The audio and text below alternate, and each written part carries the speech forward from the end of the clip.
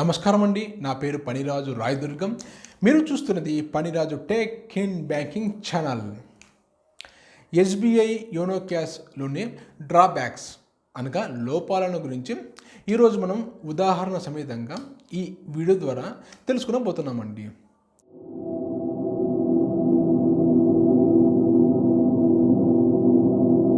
State bank of India యొక్క YONO క్యాష్ను ఏ విధంగా registration చేసుకోవాలి, ఆ SBI యోనో క్యాష్ను ఏ విధంగా విత్డ్రా చేయాలి అనే అంశానికి సంబంధించి నేను ఇటీవల ఒక వీడియో చేయడం జరిగిందండి.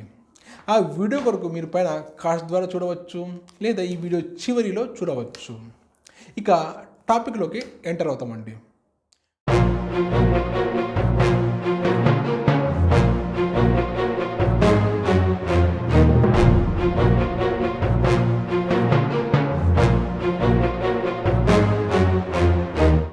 మొదటి డ్రాబ్యాక్ వచ్చి SBI యోనో క్యాష్ యొక్క హిస్టరీ అండి.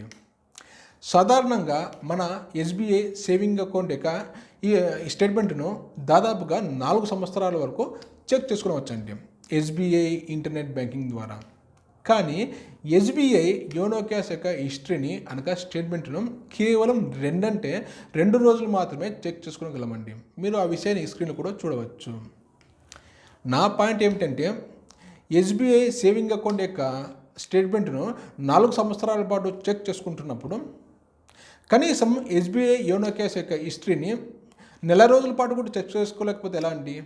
కేవలం 2 రోజులు మాత్రమే చెక్ చేసుకోగలము. కానీ అంతకుముందు మనం చేసిన SBI యోనో క్యాష్ యొక్క హిస్టరీని అనగా స్టేట్మెంట్ను మనం చెక్ చేసుకోలేమండి. కాబట్టి ఒక SBI కస్టమర్గా నా ఫీడ్బ్యాక్ ఏమిటంటే, ఒక కస్టమర్ అనే వ్యక్తి SBI యోనో క్యాష్ ద్వారా చేసిన హిస్టరీ మొత్తం చూపించబడాలి, కానీ ఇలా కేవలం 2 రోజులు మాత్రమే చూపించడం కరెక్ట్ కాదండి. కాబట్టి SBI తర్వాత వచ్చే అప్డేట్లో అయినా సరే ఈ సమస్యను పరిష్కరిస్తుందని ఆశిస్తున్నాను.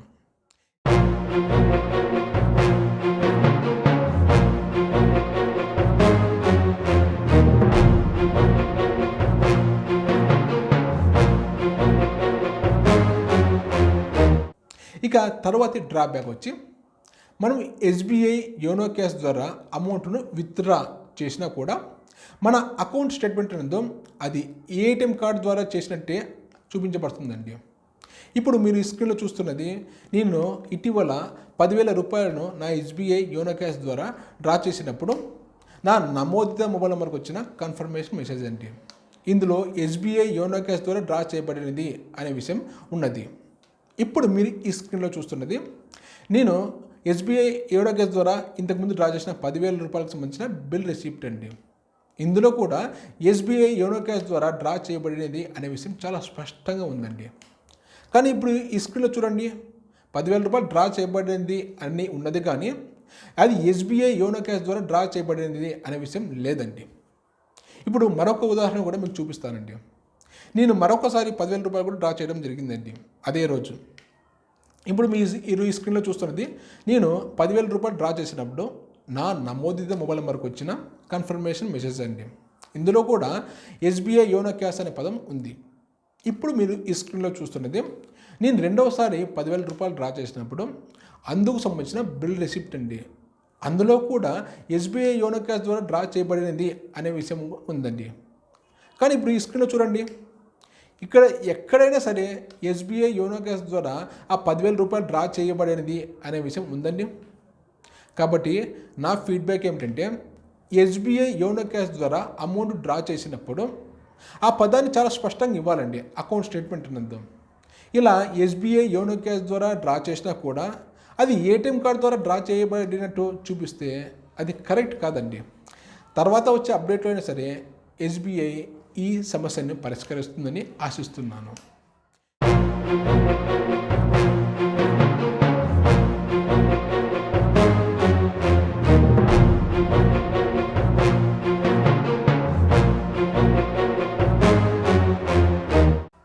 ఇక తర్వాతి డ్రాబ్యాక్ వచ్చి నేను ఇటీవల ఒక వీడియో చేయడం జరిగిందండి.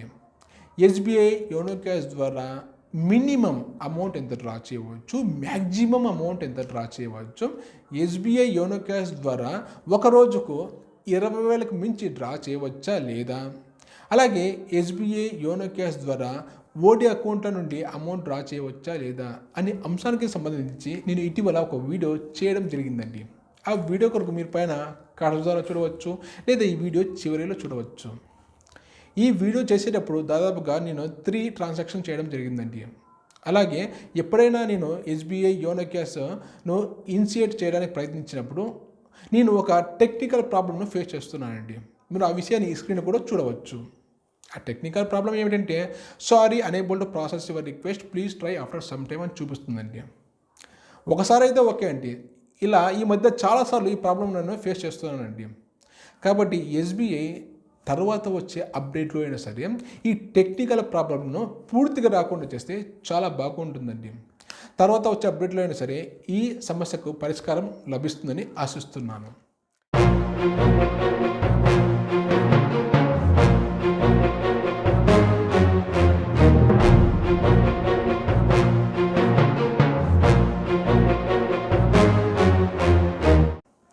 ఇక తర్వాతి డ్రాబ్యాక్ వచ్చి మనము ఎస్బీఐ యోనో క్యాష్ను ఇనిషియేట్ చేయడానికి ప్రయత్నించినప్పుడు మన అకౌంట్ డీటెయిల్స్ అనేవి ఒక్కొక్కసారి ఫెచ్చింగ్ చేయబడవండి.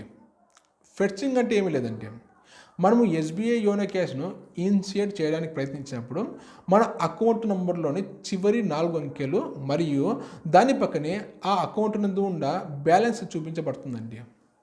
కానీ ఒక్కొక్కసారి, అంటే ప్రతిసారి కాదండి, ఒక్కొక్కసారి మనకు ఈ అకౌంట్ డీటెయిల్స్ అనేవి ఫెచ్చింగ్ కాకపోవడం వల్ల మనము ఎస్బీఐ యోనో క్యాష్ను ఇన్సర్ట్ చేయలేకపోతున్నామండి.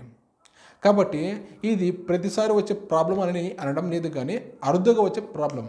వచ్చే అప్డేట్లోనే సరే ఎస్బీఐ ఈ సమస్యకు పరిష్కారం చూపిస్తుందని ఆశిస్తున్నాను.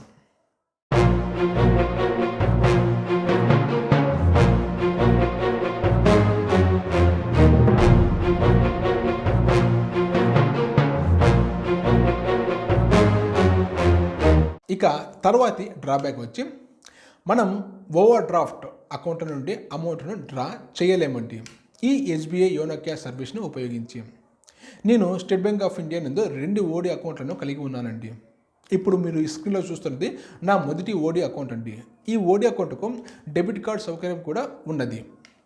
కానీ నేను ఎస్బీఐ యోనో క్యాష్ సర్వీస్ను ఈ అకౌంట్కు ఉపయోగించి డ్రా చేస్తున్నప్పుడు నాకు ఈ విధమైన ఎర్రర్ మెసేజ్ కనబడుతుందండి. ఇప్పుడు మీరు ఈ స్క్రీన్లో చూస్తున్నది నా 2వ ఓడి అకౌంట్ అండి. ఈ ఓడి అకౌంట్కు డెబిట్ కార్డ్ సౌకర్యం అయితే లేదండి. అయినప్పటికీ నేను ఎస్బీఐ యోనో క్యాష్ సర్వీస్ను ఉపయోగించి అమౌంట్ను డ్రా చేయడానికి ప్రయత్నించినప్పుడు నాకు ఈ స్క్రీన్లో చూపించినట్టు ఎర్రర్ మెసేజ్ కనబడుతుందండి. నా పాయింట్ ఏమిటంటే ఓడి అకౌంట్కు డెబిట్ కార్డ్ ఇచ్చి అమౌంట్ డ్రా చేసుకోండి అనే సౌకర్యాన్ని కల్పించినప్పుడు ఎస్బీఐ యోనో క్యాష్ ద్వారా అమౌంట్ను ఎందుకు డ్రా చేసుకోకూడదండి? కాబట్టి తర్వాత వచ్చే అప్డేట్లో అయినా సరే ఓడి అకౌంట్కు డెబిట్ కార్డు ఉన్నా లేకున్నా ఎస్బీఐ యోనో క్యాష్ ద్వారా అమౌంట్ను డ్రా చేసుకునే సౌకర్యాన్ని కల్పించాలని కోరుకుంటున్నాను.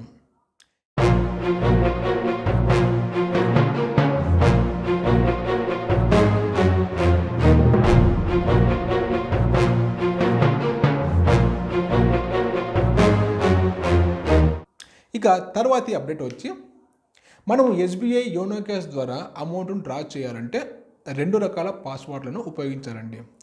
మొదటి పాస్వర్డ్ వచ్చి ఎస్బీఐ యోనో పిన్, ఇక 2వ పాస్వర్డ్ వచ్చి ఎస్బీఐ ట్రాన్సాక్షన్ పిన్ అండి.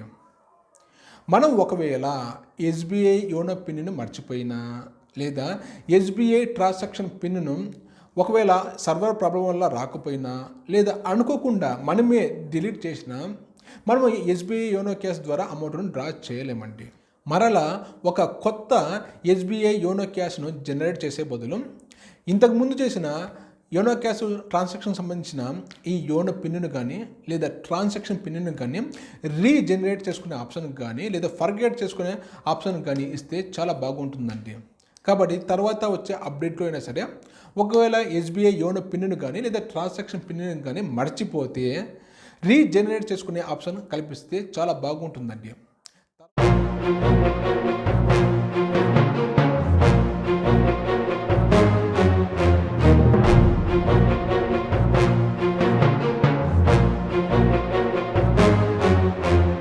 ఇక తర్వాతి డ్రాబ్యాక్ వచ్చి మనము ఎస్బీఐ యోనో క్యాష్ను డ్రా చేసేటప్పుడు ఒక 6 అంకెల ట్రాన్సాక్షన్ పిన్ను మనం ఎంటర్ చేస్తాం చూడండి.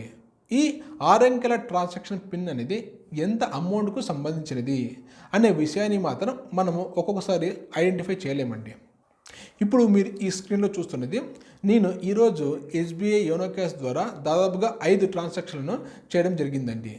ఈ 5 ట్రాన్సాక్షన్లకు 5 యోనో ట్రాన్సాక్షన్ పిన్లు అనేవి జనరేట్ చేయబడ్డాయి. కానీ మీరు ఒకసారి గమనించారా, ఈ ట్రాన్సాక్షన్ పిన్లు అనేవి ఎంత అమౌంట్ జనరేట్ చేయబడినవి అనే విషయాన్ని ఐడెంటిఫై చేయలేరండి అంత సులభంగా.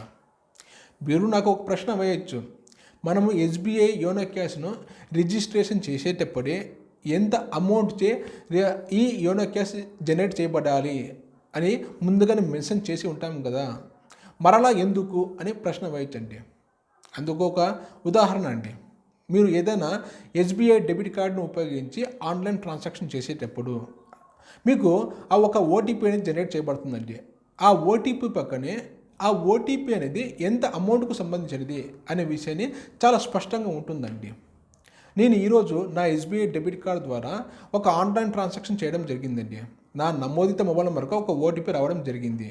ఆ ఓటీపీతో పాటు ఆ ఓటీపీ అనేది ఎంత అమౌంట్కు సంబంధించినది అనే విషయాన్ని చాలా స్పష్టంగా ఇవ్వడం జరిగిందండి. మీరు ఆ విషయాన్ని ఈ స్క్రీన్లో కూడా చూడవచ్చు. కాబట్టి ఒక కస్టమర్గా నేను ఇచ్చే ఫీడ్బ్యాక్ ఏమిటంటే, ఎస్బీఐ యోనో పిన్తో పాటు ఎస్బీఐ ట్రాన్సాక్షన్ పిన్ అనేది జనరేట్ చేయబడుతుంది. మన నమోదిత మొబైల్ నెంబర్కు ఆ పిన్ వచ్చినప్పుడు ఆ పిన్ అనేది ఎంత అమౌంట్కు సంబంధించినది అనే విషయాన్ని స్పష్టంగా ఇస్తే చాలా బాగుంటుందండి. ఎస్బీఐ తర్వాత వచ్చే అప్డేట్లో అయినా సరే ఈ సమస్యను పరిష్కరిస్తుందని ఆశిస్తున్నానండి.